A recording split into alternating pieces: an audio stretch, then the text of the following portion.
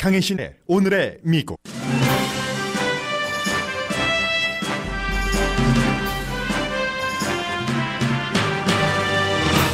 한국은 지금, 미국은 내일이 5.18 민주화운동 39년이 되는 날입니다. 외교 잡지 디플로맷에는 광주 시민 학살은 기획된 역사였다는 최근 증언이 나온 이후 당시 미국에 대한 한국인의 반미 감정이 지금 트럼프 행정부에도 적용될 수 있다는 전문가 칼럼이 실렸습니다.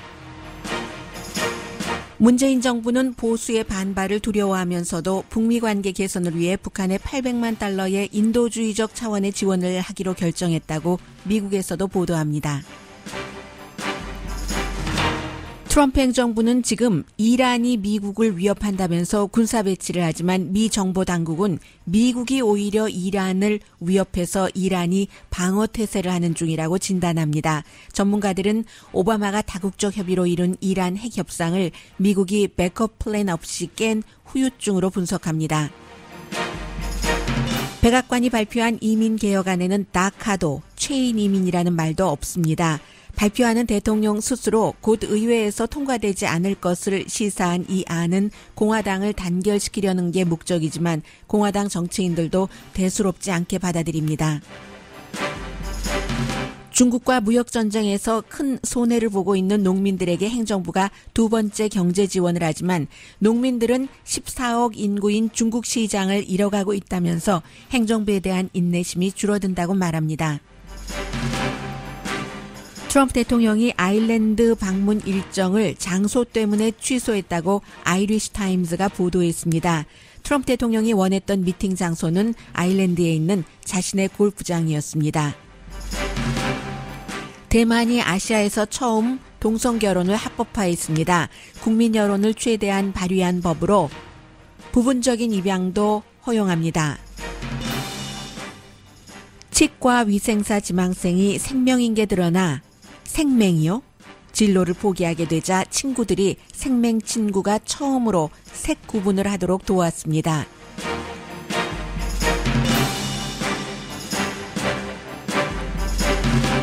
여러분 안녕하십니까? 오늘의 미국 강혜신입니다. 먼저 제가 다른 때도 자주 그러지만 헤드라인 할 때 열심히 하느라고 했는데도 좀 발음이 제대로 안 된 부분이 있었습니다. 제가요 다음 주 일주일을 휴가를 맞고 그리고 이제 돌아오면서는 더 훌륭한 발음으로 여러분들을 찾아뵙겠습니다. 자, 먼저 한국 북한 5.18 관련 이런 내용부터 좀 전해드리겠는데요.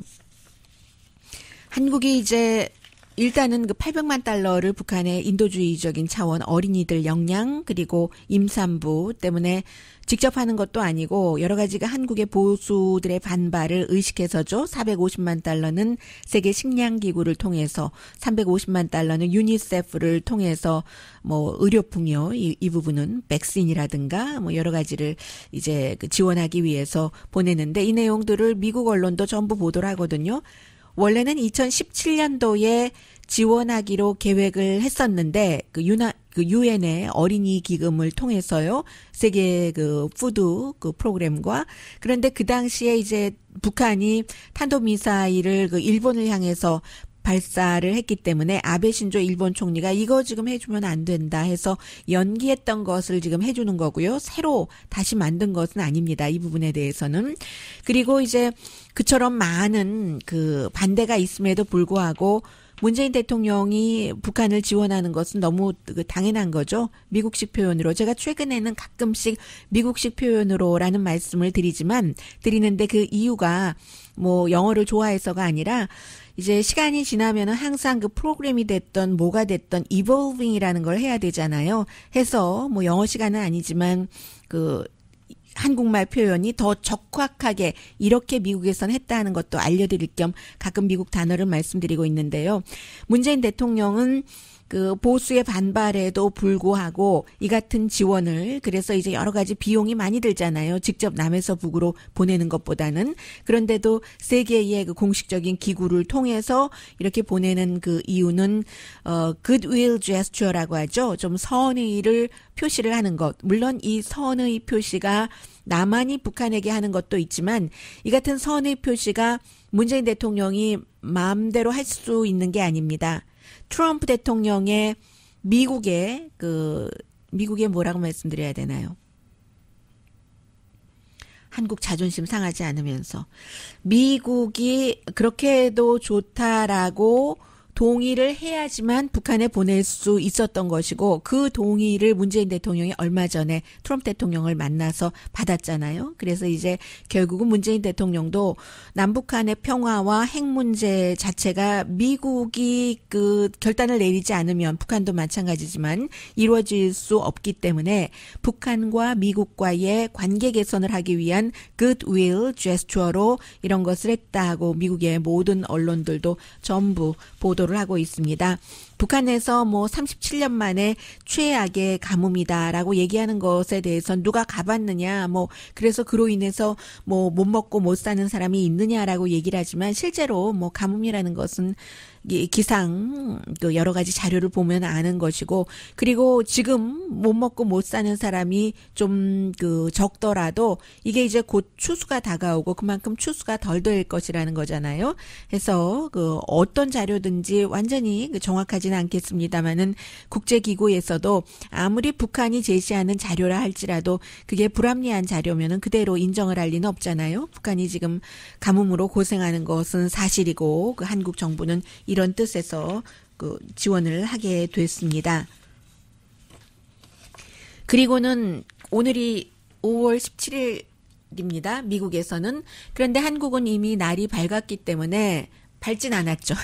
날이 깜깜하지만 날짜는 바뀌어서 5.18입니다. 5.18 하면은 그동안 많은 분들이 서로 관련이 없던 일이라고 생각하실 수도 있고 그리고는 지난해였습니까? 이 미국에서도 관련 그 영화가 제목이 뭐였었죠? 아무튼 상영이 됐기 때문에 조금 더 부각이 됐고 이번에 오늘의 미국에서는 한 번도 전해드리지 않았습니다마는 오늘의 미국에서 한국 관련 뉴스를 보도를 해드릴 때는 항상 미국이나 아니면 어떤 때는 미국을 조금 넘어서 다른 나라 시각이라도 전해드릴 필요가 있다 할 때 전해드리는데 이 그 5.18 자체도 이제는 오늘 그 외교 잡지 디플로맷에 실렸습니다. 그래서 최근에 전해드리지 못했었던 것을 한마디로 요약을 하자면 5.18 자체가 그 당시에 그렇게 민주화 운동이 일어나고 서울에서는 대학생들이 잠잠하고 숨었는데 그 전남대 학교 학생들이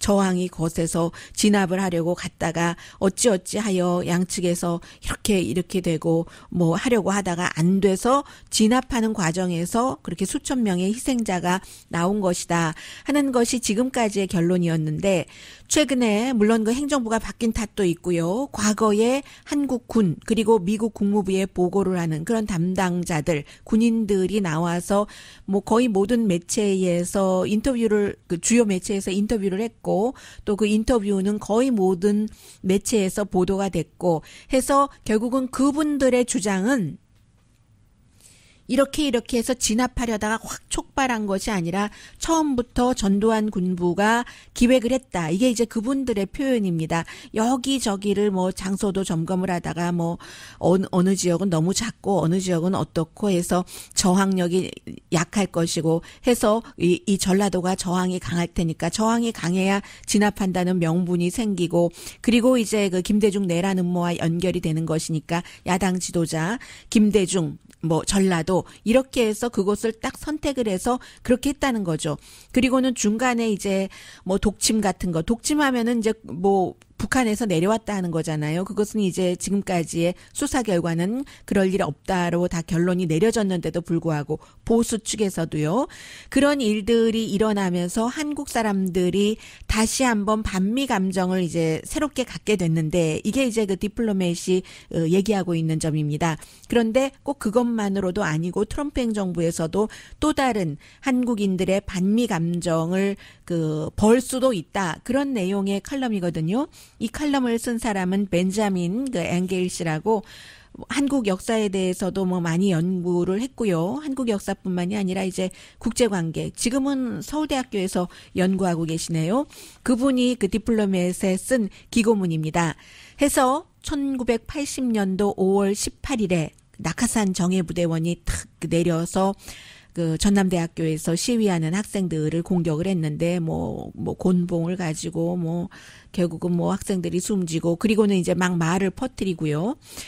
또 21일이 돼서는 시민들이 이제 그 뭐 예를 들어 무기고를 털고 등등등등 해서 광주가 그런데도 불구하고 그때 그 무질서 혼란인 것이 아니라 시민이 위원회를 조직을 해서 평화적으로 문제를 해결하기 위해서 군과 협상을 했지만 불행하게도 그 협상이 실패했고 군이 다시 들어갔고 27일 그 뭐 아침에 뭐 그 시민과의 그러한 일들이 있었고 광주시청 등등등등 있었는데 이게 이제 한국의 1961년부터 1987년 그 이후에 이제 전두환 대통령이 탄생을 했으니까는요. 그때까지의 한국의 군사 정권을 잘 보여주는 것이고 광주 민주화 운동이라고 표현을 했습니다. 이 사람은요.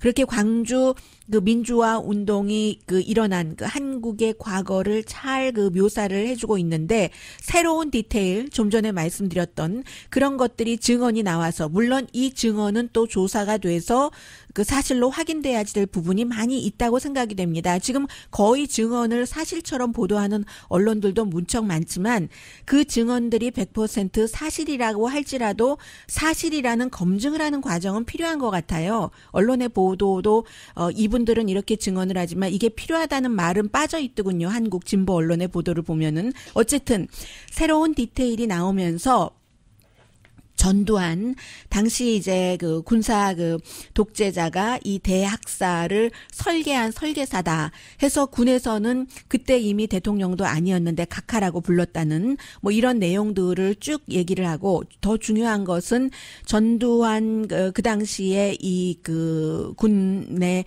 지도자가 이 공격 명령 몇 시간 전에 광주를 방문을 했다. 광주를 내린 것을 봤다는 사람이 있고 또 광주를 떠나는 것을 봤다는 사람이 있잖아요. 그런 내용을 얘기를 하면서 처음에는 사람들이 전혀 모르다가 나중에 이제 이런 사실을 조금씩 퍼즐을 붙여가면서 한국 사람들이 굉장히 미국에 대해서 반미 감정이 심해졌잖아요. 그 당시에 이제 대사관에서 방화 사건도 있었던 것이고 왜냐하면 그때는 지금도 마찬가지지만 한국군의 그 컨트롤을 미군 사령관이 갖고 있기 때문에 미군 사령관이 특수 낙하산 부대라든가 공수부대 가 그곳에서 진압 작전을 하도록 그 미국식 표현으로 하면 엘리트 스페셜 포스잖아요. 뭐 예를 들어 네이비 seal 이런 식으로 그것을 미군이 허락을 하지 않았으면 광주에 그러한 부대가 투입될 수가 없었고 미군 사령부가 허락을 했다는 것은 미국 정부가 허락을 한 거잖아요. 이런 것들을 나중에 사람들이 조금씩 알아가면서 반미 감정이 굉장히 강해졌는데 왜냐하면 어떻게 군부에 대해서 적어도 눈을 감았었던 게 아니냐. 국민을 학살을 하는데 이런 내용이요.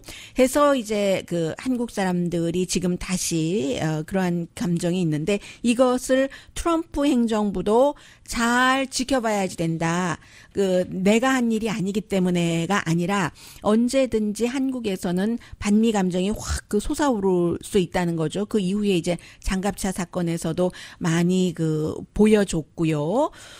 왜냐하면 트럼프 대통령이 들어오고 나서 지금 그 다음 달에 한국을 그 방문을 한다고는 하지만 트럼프 대통령이 그 지금 한국에서 아주 그 인기가 높은 것도 아니고요. 최근에는 뭐 진보 사이에서도 보수 사이에서도 트럼프 대통령에게 서로 다른 이유, 반대의 이유로 불만을 하는 것들이 있잖아요. 그래서 한국의 보수 같은 경우는 북한과 아주 그 피 터지는 싸움을 해주기를 바라는데 그게 안 됐고 그럼에도 불구하고 아직도 한국의 보수가 시위를 할 때는 미국기를 들고 시위를 그 한다는 거죠. 그러나 이제 그에 대한 그 지지는 좀 낮아져서 트럼프 대통령이 우리를 그 미국식 표현으로 그냥 버스 안에다가 꽉 그 집어넣어 버렸네. 언더 더 버스라고도 생각을 한답니다.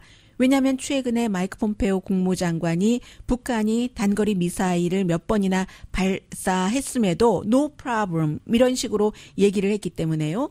그리고 한국의 진보는 뭐 주한 미군 주둔하는 것도 대체적으로 찬성하는 사람들이 더 많잖아요. 왠지 미군이 있으면 안정감이 있는 것 같아서. 그런데 과거에도 이번에 광주 사태가 이렇게 이것이 이제 사실로 드러난다면 아니 미군이 있으면 뭐하냐. 미군은 결국은 한국 사람들 목숨은 한 명이라도 보호하기 위해서 있는 게 아니라 미국의 목적을 위해서 있는 것이다. 이렇게 생각을 한다는 거죠. 그리고 보수에서는 항상 대한민국이 한국전이 일어났었을 때 알지도 모르는 나라에 미군이 와서 그렇게 목숨을 잃어버렸다. 한국 사람을 지켜주기 위해서 이렇게 얘기하지만 그거 아니라니까는요. 한국이 공산화되는 게 싫어서 해리 트루먼 대통령이 공산화되는 것을 막기 위해서 미군을 보냈다니까요. 이제 이런 것들을 한국 사람들이 특히 진보의 경우는 어느 정도 미군 주둔을 지지하면서도 돈은 다 본인들 미국을 위해서 뭐 중국도 견제하고 기타 등등 위해서 하면서 돈은 다 트럼프 대통령이 지금 한국에 내라고 하고 무역 협상에 있어서도 뭐 강철 이런 거 처음에 이제 뭐 예외를 뒀다가 안 뒀다 했지만 또 한국이 원하지 않는 미국 자동차를 잔뜩 사야지 되고 이런 트럼프 대통령의 보호 정책, 트럼프 보호 정책, 미국 보호 정책 이런 것들이 한국의 회사에는 굉장한 해가 되고 앞으로 점점 더 해가 될 수도 있다고 얘기를 합니다. 지금 이 디플로맷에 쓴 기고문에 따르면요. 그래서 트럼프 대통령의 bullying이라고 표현하는데요. 나의 길을 내가 원하는 대로 가면서 다른 사람들을 내가 힘이 있으니까 윽박지르는 외교 정책 쓰는 것. 이것은 한국 사람들에게 old days, 광주 사태, 그때도 자신들이 지휘권을 갖고 있으면서 우리 이렇게 죽게 내버려뒀잖아 하는 것을 리마인드 시킨다는 거죠. 그리고 미국이 한국을 대등한 위치에서가 아니라 주니어 파트너로 아래로 딱 한 자락 깔고 보면서 하는 이런 것들이 트럼프 대통령에 대한 인내심, 한국인들의 인내심, 보수는 보수의 이익에서 진보는 진보의 이익에서 지금 트럼프 대통령에게 못마땅한 것도 어느 정도 이렇게 인내하면서 가고 있지만 트럼프 대통령의 행위가 그들의 인내력을 더 이상 지탱하지 못할 정도로 되면은 이게 한국 사람들에게 다시 광주 사태 때의 미국의 역할 같은 것도 리마인드 시키면서 반미 감정은 굉장히 강해질 수 있다 하는 경고하는 그런 칼럼이었습니다.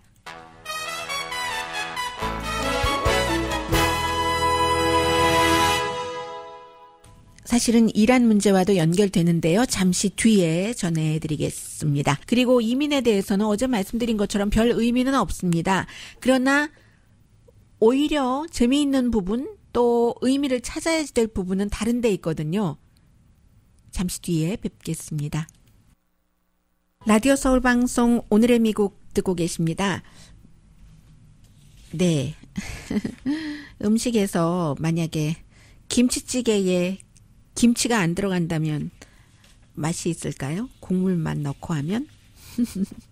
어제 백악관에서 발표된 이민개혁안이 그런 내용인데 다카 드리머들을 어떻게 할 것인가 그런 말이 없었고 그리고 트럼프 대통령이 그동안 계속 최인 이민이라고 표현을 해왔잖아요. 그래서 일부에서는 최인 하면은 아프리칸 아메리칸은 저쪽에서부터 미국의 노예선으로 올 때 발목, 손목에 체인을 쇠사슬을 차고 왔기 때문에 정치인들이 잘 쓰지 않는 단어죠. 그런데 이제 트럼프 대통령은 이민에 대해서 가족끼리 줄줄이 이렇게 엮여서 온다. 그거 우리 필요 없다 해서 최인 이민이라는 말을 많이 했는데 어제는 최인 이민이라는 말을 쓰지 않았습니다.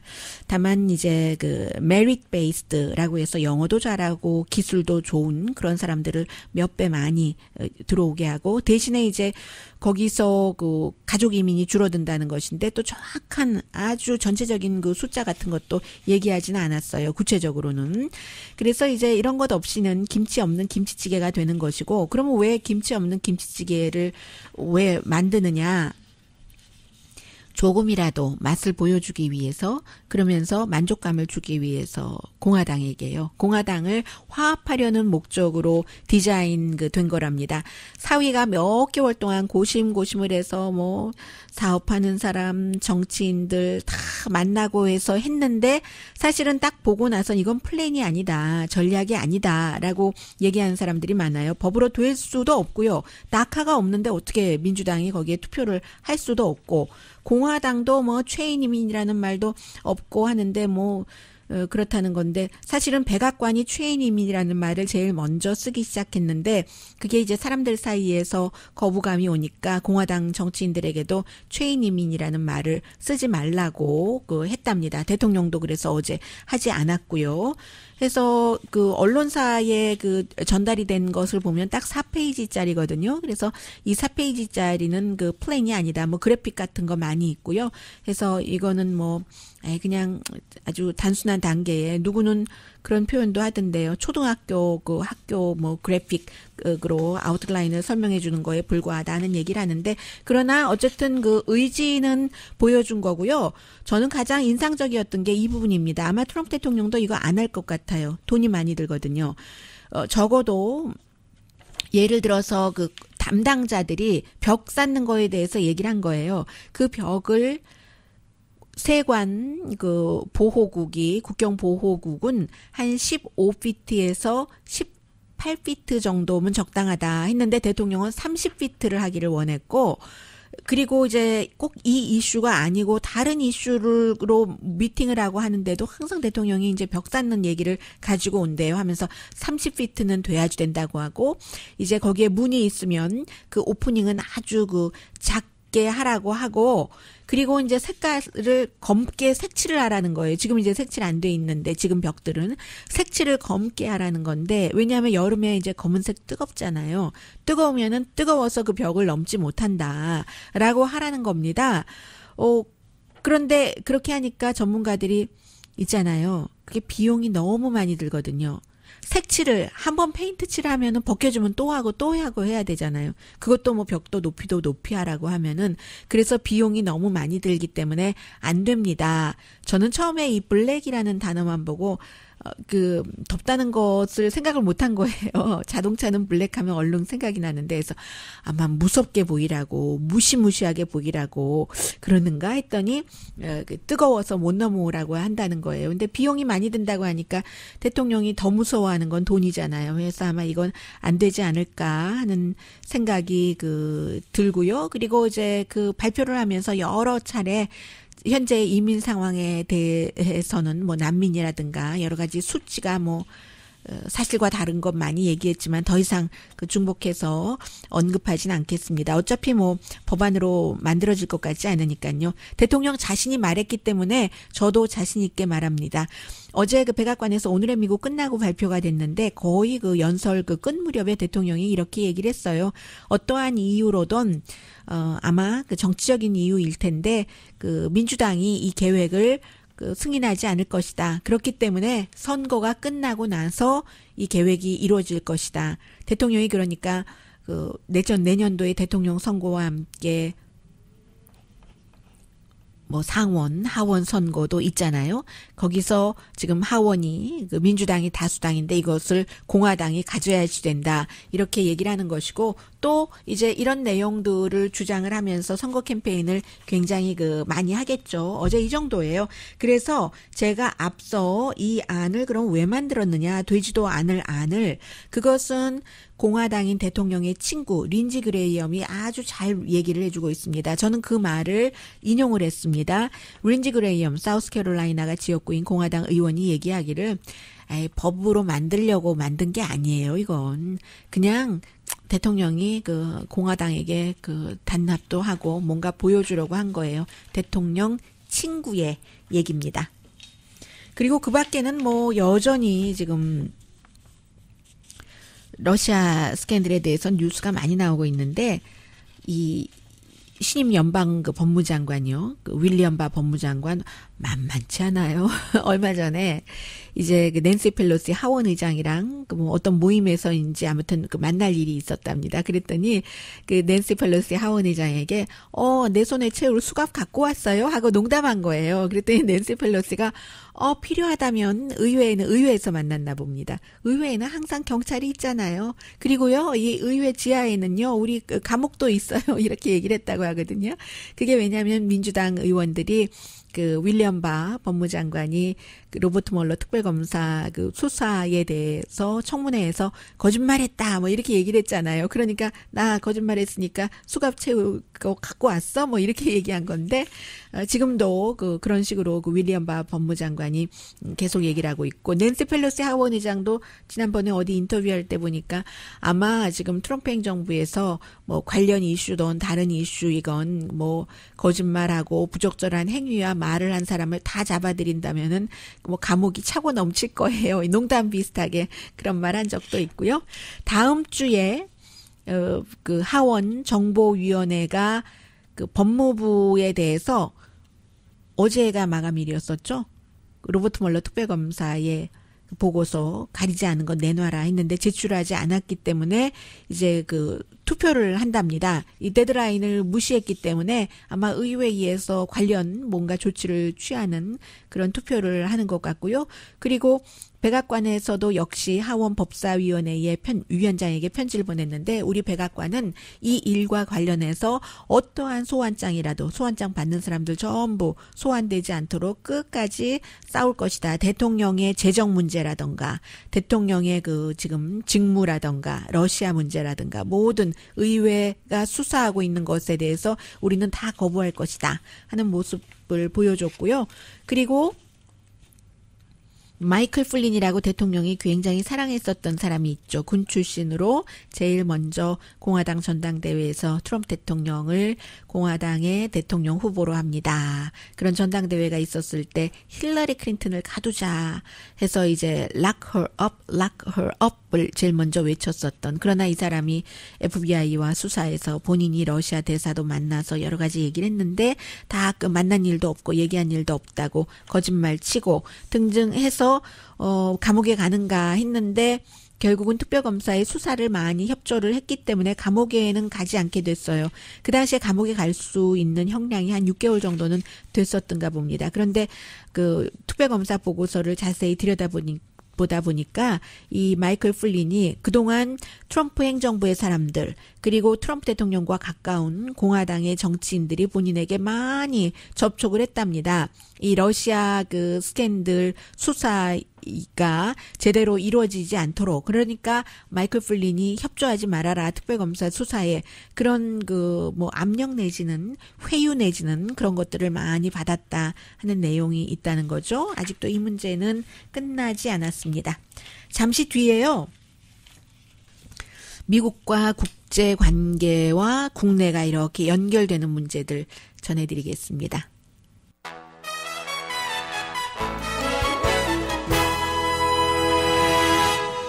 네, 라디오 서울 방송 오늘의 미국 듣고 계십니다.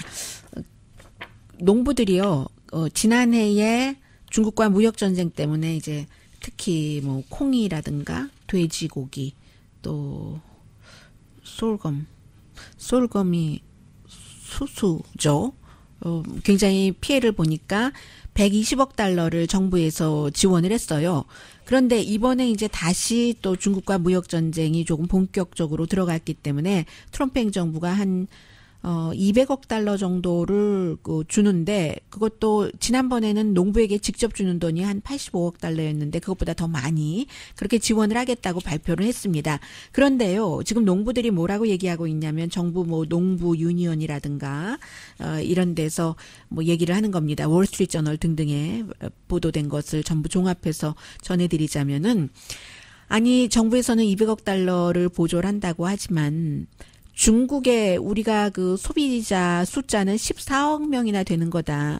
그것을 어떻게 영원한 그 데미지를 일시적인 지원으로 이거는 할 수가 없을 것 같다 하면서 얼마 전까지만 하더라도 트럼프 대통령을 너무 농부들이 좋아하니까 그냥 약간의 손해를 감수할 거야라는 얘기들을 많이 했었어요, 정치인들이. 그런데 직접 농부들이 어떤 단체를 통해서 아니면 개인적으로 우리 인내심이 지금 다 가고 있는데 계속 그 중국과 이렇게 무역 전쟁을 하다 보면은 어떻게 되는 거야? 중국도 다른 데서 물건을 수입하지 않겠어? 하면서 이미 중국이 이제 그 미국 그런 그 수입품에 대해서 중국도 마찬가지로 그 맞불을 놨잖아요.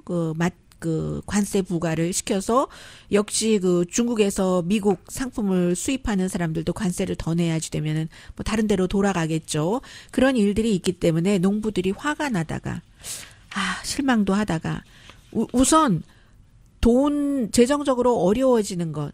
이게요, 돈 가는 곳에 사랑이 가고, 이게 돈이 떠나는 곳에서 사랑도 떠나고 하잖아요. 마찬가지 일이 일어나는 겁니다. 우리 또 다른 한 해를 이렇게 보낼 수는 없다. 중국은 미국의 가장 중요한 외교 마켓이다. 라고 지금 얘기를 하고 있어서 이 부분 잘 모르겠어요. 그러니까 아마 얼만큼 더 나빠지느냐, 그리고 기간이 어느 정도냐이지, 그냥 뭐, 중국과 미국이 완전히 끝까지 무역전쟁, 냉전을 이어가진 않을 것이다 라고 보고 있는 사람들이 바로 이런 트럼프 대통령 지지 기반의 변심 때문입니다. 그리고는 이제 그 이란 문제를 보면은 베니티 페어에 오늘 좀 자세히 보도가 됐는데요. 트럼프 대통령이 그 공약을 잘 지키죠. 본인이 공약한 것을. 그런데 그 캠페인 때 공약한 것이 오바마가 해놓은 오바마 그 핵딜, 오바마 뉴클리어 딜을 내가 없애버리겠다, 폴 아웃 하겠다라고 얘기를 했죠. 그것을 한 거예요.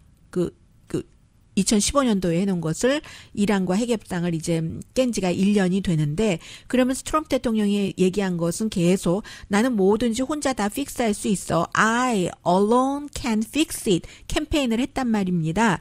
그런데 그런 캠페인을 한 것이 여기저기서 지금 터지고 있잖아요. 북한과 제대로 안 돼. 물론 북한과의 문제에 대해서는 긴장이 많이 완화된 것만으로도 트럼프 대통령에게 그 한반도 사람으로서는 굉장히 감사해야 될 일이 많죠. 그런데 이게 또 어디로 갈지 모르는 겁니다. 국내 정치 상황에 따라서 지금 이란을 여러 가지 그 긴장 강화로 지금 몰아가고 있는데, 어쩌면 이렇게 일부러 몰아간다는 게 미국 정부의 발표예요. 정보원에. 그런 것들이 선거에 활용하려고 하는 것이 아닌가. 정치인이니까 뭐 그럴 수 있어요. 그런 내용들이 보도가 되는 겁니다. 그래서 트럼프 대통령이 I alone can fix it. 나 혼자 다 고칠 수 있어. 이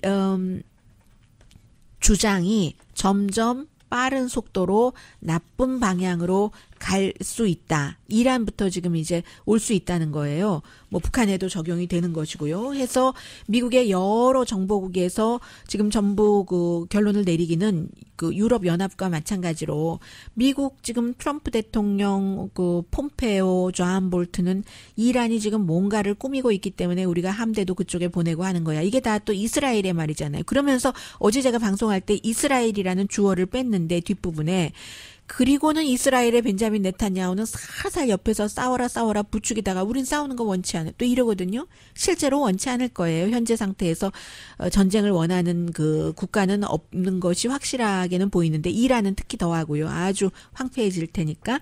그런데 국내 정치 상황, 선거 이런 것에 맞물려서 실제로 전쟁이 일어날 수도 있다는 거죠. 기반을 다진다는 겁니다. 이란은 오히려 미국이 함대 배치하고 뭐 전폭기 보내고 이러니까 거기에 대한 대응하는 그런 그 수준으로 하는 것이다. 그리고 심지어는 미국의 정치인들도 그 같은 미국 정보국과 유럽의 그 정보국의 발표에 동의를 하고 있거든요. 테란은 반응하는 거다. 리액팅 하는 거다. 스스로 아주 그 어그레시브한 행위를 하는 것이 아니라 이렇게 얘기를 하고 있고, 아무튼 그렇습니다. 그래서 이제 존 볼튼의 영향력이 만만치 않기 때문에요. 사람 다루는 기술이, 볼튼이 좀 균형을 맞출 필요가 있어라고 트럼프 대통령이 얘기를 하지만, 그러면서도 지금까지 끌고 가는 것을 보면은 대단한 실력가인 것 같긴 하고요. 아무튼 그렇습니다. 그리고 또 하나는 아이리쉬 타임스가 오늘 그 보도를 했어요. 지난번에 영국을 방문을 했고 프랑스를 방문하는 그 사이에 아일랜드를 방문할 예정이었었는데 그게 의논이 되다가 장소 때문에 깨져버렸답니다. 아이리쉬 그 총리는 그 웨스턴 카운티 클레어스 다이아몬드 캐슬이라고 그 캐슬 성처럼 지어놓은 그 호텔이에요. 그 별 5개짜리 호텔에서 우리 정상회담 합시다 했더니 트럼프 대통령이 가만히 얘기 들어보니까 그 호텔이요. 트럼프 대통령의 그 아일랜드에 있는 골프 코스 뭐 둔볼 그 골프 클럽인가요?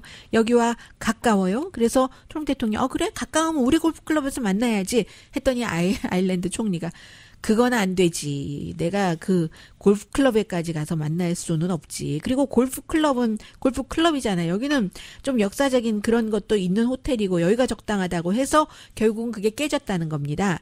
아이리쉬 타임스가 여러 뭐 호텔 관계자들과의 인터뷰를 통해서도 미국 그 아이리쉬 담당자들이 다 와서 안전점검 같은 것도 체크를 했대요. 양쪽 정부에서 나와서. 그런데 결국은 트럼프 대통령이 나는 내 골프장에서 만나야지 되겠어 해서 못 만나게 됐다고. 이게 이제 하나의 외교적인 그 스타일 같은 것을 보여주는 거죠. 거기에도 그 외교적인 거에도 역시 그 개인의 그 사업이 들어가는 거예요. 한국 국회 연설에서 골프장을 선전했었을 때 한국 분들이 트럼프 예쁘다고 저 너무 유머러스해라고 얘기를 했는데 글쎄요, 다른 나라 국회에 가서 연설하면서 본인의 골프장을 선전하는 것이 과연 고귀한 것인지는 잘 모르겠습니다. 뭐 의견은 다르니까는요. 저는 이제 팩트만 말씀을 드리는 거고요. 그랬다는 것. 그리고 이번에도 대통령을 하고 있으면서 지금 뭐 여러 가지 자료를 보니까 한 4억 달러는 벌었다고 하던데요. 2018년도에 4억 달러면 아마 트럼프 생애에 최고로 많이 번 한 해였을 수도 있겠습니다만은 특히 이제 워싱턴 등등의 호텔에 외국 사람들이 많이 와서 머물면서 크게 이득을 봤고요. 그런데 플로리다주의 그 리조트는 조금 손해를 봤대요. 거긴 그럴 수밖에 없는 게 그 트럼프 대통령이 그렇게 자주 내려가니까 뭐 교통체증 심하죠. 누가 그 근처 가고 싶고 뭐 하겠어요. 어떤 이유로든 거기는 손해보고 나머지는 많이 트럼프의 그 사업이 한 4억 달러 정도, 뭐 거의 4억 달러 정도예요. 이득을 봤다고 합니다. 이 내용은 한마디만 말씀드릴게요. 안 말씀드려도 되는데 헤드라인에 제가 괜히 썼어요. 그 팜스프링에 타코벨 호텔 앤 리조트가 이 푸드 컴퍼니가 이것을 팝업 스타일로 해서 오픈을 한답니다. 9월 달에 오픈하는데 6월 달부터 뭔가 그 레저베이션을 받고요. 미국 스타일인 거예요. 가면은 뭐 타코를 뭐 예를 들어 방에 뭐 배달을 해주는 거 그것부터 시작해서 상상할 수 없는 타코와 연관된 여러 가지 그 상품을 보여주는 그런 그 팝업 호텔이라고 하거든요.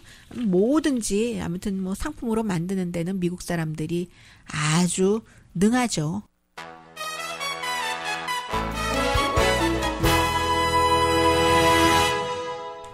라디오 서울 방송 오늘의 미국 듣고 계십니다. 대만이 아시아에서는 처음으로 동성결혼을 그 합법화하는 법안을 통과를 시켰습니다. 그런데 이제 의회에서 먼저 시작된 것이 아니라 대만에서 2017년도에요. 대만도 이제 미국은 그 연방 대법원이지만요. 대만도 한국처럼 헌법재판소가 있는가 보죠. 그 헌법재판소에서 동성결혼을 막는 것은 대만의 그 헌법에 위배된다 하는 판결을 내렸답니다. 그리고 나서 이제 그 정치인들이 그때부터 지금 뭐 몇 년 동안 5월 24일까지 이 그것을 고치도록 하는 제대로 맞게 고쳐라 하는 그 말하자면 어떤 그 미션이 생긴 거예요. 그래서 결국은 의원들이 3개의 안을 가지고 열심히 그 연구를 했다고 하거든요. 그런데 이번에 그 정치인들이 통과시킨 안은 가장 또 진보적인 안이랍니다.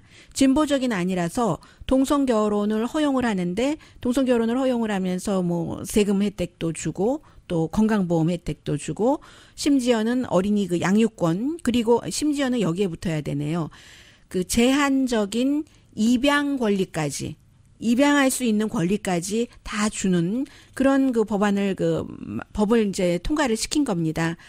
참 여러 번, 그리고 이것을 정치인들끼리만 한 게 아니라 2017년도에 헌법재판소에서 그 같은 그 판결을 내린 뒤에 여러 번 대만 국민들에게 이제 국민투표 같은 것을 해서 어떤 것을 원하느냐 하면서 결혼의 정의는 그럼 우리가 어떻게 해야지 될까?